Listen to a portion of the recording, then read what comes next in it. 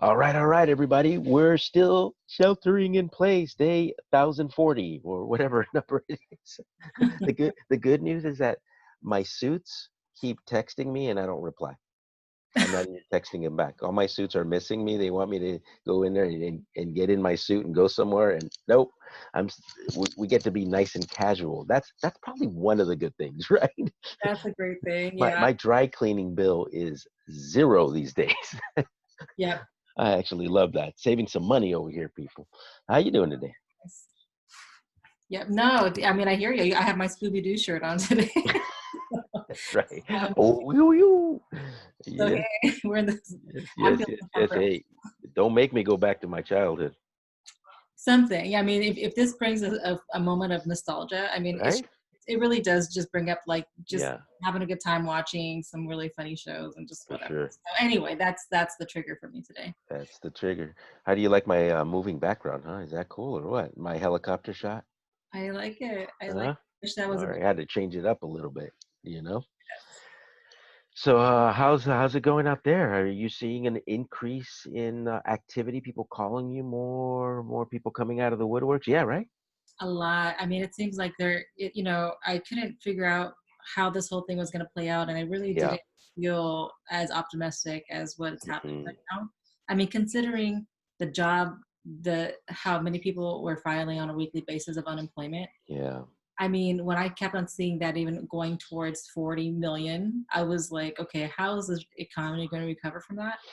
But it's interesting that it's I don't know if it's necessarily a seller's market or a buyer's market. I think in some areas there is definitely room to negotiate. People are Yeah. moving, things are moving. Yeah, Uh, for sure. so it's not crazy. There's still time to get opportunities out there. It's just interesting. Yeah, I think, but I do see people not taking a break. People are still following through with their plans. Yeah. Um, People realize they've been kind of sitting in the back end in the past couple months to see if there was going to be any discounts, and they're realizing there isn't really like anything steep. Maybe a little bit, but nothing steep. Yeah. So, so yeah, I mean, but you were mentioning, because you're dealing I'm with. seeing a trend. Yeah. I'm dealing with a very wide swath of people.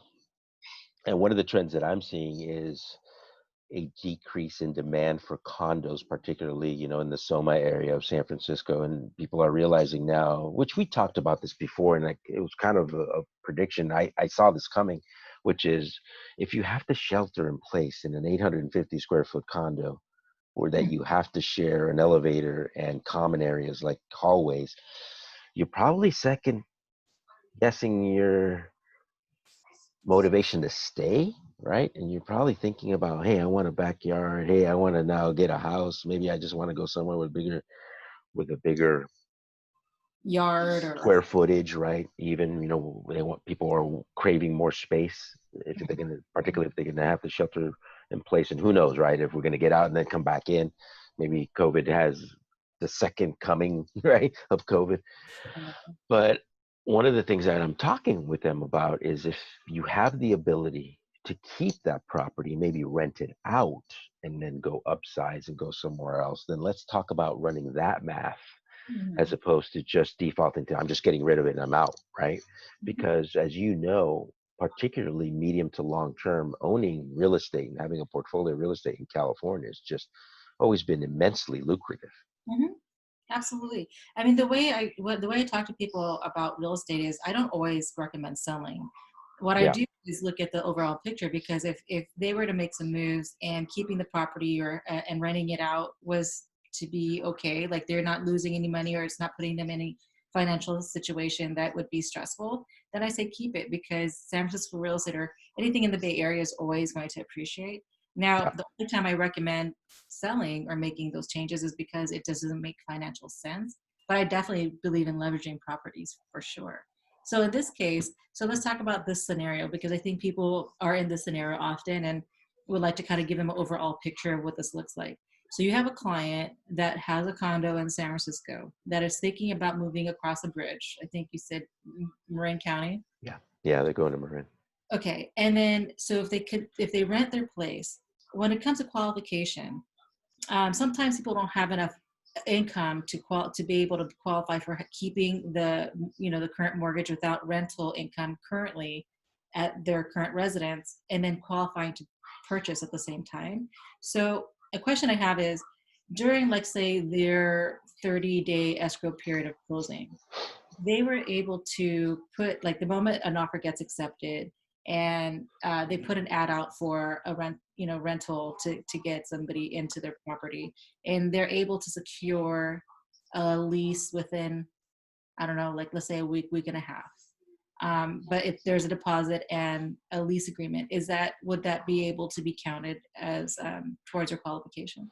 Yeah, so there's a couple parts to that answer. The short answer is yes. And the way it works is that as long as you've secured an executed lease, meaning signatures and dates, everybody's agreed to it, it's in writing, and you get a canceled check or a wire showing the first month and deposit by the time we fund the purchase loan of the new property, you're Mhm. fine. But the second, there's a caveat here, as of January of this year, 2020, there was a new rule implemented that says that in order to count rental income, you must have had a primary residence. So you can't go from renting to then buying a duplex, for example, and living in one and using the rents of the second unit like we used to. You Okay. can't do that anymore. They will not allow it. Yes. Now, if you have owned a primary, which is required, and you've been in it for less than a year in your primary, Hmm. then you can use the 75% of the rents to offset the the payment, right, of the mortgage. I If you've had it for more than a year, then you can use the whole payment, meaning 100% of the rents to offset the payment and anything left over. So let's say your mortgage is 2 grand, but you're getting 3 grand in rent, then you can use that additional $1,000 to add it to your monthly income to qualify. So those are the new rules. So it's a little bit more complicated now. Interesting. So if you've owned property, then you can use income, like the rental The income, but rental income. But if you haven't and you go from a renter to a duplex or a triplex or a fourplex and you're living in one and renting out the others, you cannot use that rental income. oh my gosh, that is, I know it killed a lot of the rental market. I know. Because remember how we used to use FHA all the time? We'd oh, get people that couldn't live in San Francisco that went to go buy what? A duplex in Oakland, live in absolutely. one, offset the rents. You can't do that anymore.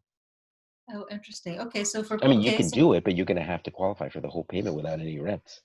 okay, so if someone can qualify for the whole payment without any rents, Then you can. Yeah, of course. it's super Yeah, you helpful can still buy it. It's not like, they're keeping you from buying it. You just can't offset the rents for anymore qualification. for Jeez, okay, qualification that's good to purposes, know. which, is a huge thing That's a huge thing. because we used to do that play all the time. Remember, if you can't buy one, buy two in Yeah. Oakland, right? And then come back to San Francisco after you gain some equity, sell it, right? Because we're always thinking of ways on how to, as Mm. opposed to you can't. We're of the mindset, how do we make this work as opposed to it can't work, right? Well, thanks for breaking that down. Now I Yeah, know. yeah, Because that was yeah. a It's strategy I just a used for total a lot of my different ballgame. Yeah, absolutely. clients. But there's ways, look, if I'm of the same mindset as you, if you can keep California property in the long term, you're building Okay. wealth. Now, if Mm-hmm. you can't, you can't. But if you can, well, this is where working out the numbers, because the numbers don't lie, it's unemotional, then you do, right? Yep. Is the rents and that sort of thing. In this case, my clients live in the property, was their primary, so they qualify and they Mm-hmm. can use all of the rental income to qualify for the next one. And Oh. they don't have to have that renter, just to make it very clear again. You don't have to have that new renter when you get an offer accepted. It's by the time we fund the loan on Okay. the new purchase. That's when you have to get me, because what we do is this: we take the address, we put it into rentometer.com. That's what I do. If you ever want to find out rents, by the way, go in rents of I any have property, that just go to one too. rentometer.com, go in there, you look at it, you input that number, and we assume that that's what you're going to rent it out at, right? Now, if by the time you fund, we're going to funding, they're going to pay you more, then we'll adjust the more. Just make sure that you don't get less, because then that might hurt your qualifying, right? If you're right there. But that's what I use. I use rentometer.com, and we just go and make some assumptions that will later be backed by the time we fund, when you get your rental agreement and the cancel check for the first month and deposit. Yeah. No, I love Yep, that stuff because you don't have to that's worry great. a lot of like research That's on. fantastic. You get it all in one place in like what Agreed. seconds, 20 Yeah, seconds. yeah, agreed. Well, how do people get a hold of you for some more real estate strategy? All right. Well, if you want to talk to us about any of your situations, I mean, we try to cover topics that are real life where you can relate to it, or you know someone that can Yeah. relate. My telephone number is 415-756-4418. Yeah, And and if you want to get a hold of me, very simple, 415-368-1149. By the way, we're very good strategists. It's never a bother because I love how some people go, well, I don't want to bother you if I'm not ready. You know what? When you're not ready is a perfect time to talk to us because we'll get you ready when and if you Mhm, want to execute. mhm, Strategy is everything. Don't go into things in the 11th hour because then you will make some strategic mistakes that can cost you a lot of money and mhm, headache. The mhm, earlier, the better. When you just start thinking about maybe purchasing property is a good time to talk with us. By the way, don't forget to hit the subscribe button, and to the right of that is the bell. That bell is important because that way every time we drop one of these videos, you will get alerted. And also do us a favor. Please let us know if we haven't covered a topic that you would like for us to cover. We are more than happy to. So please give us your feedback, give us your ideas. We would love to execute. All right. Have a great day. Okay, Take thank you. care.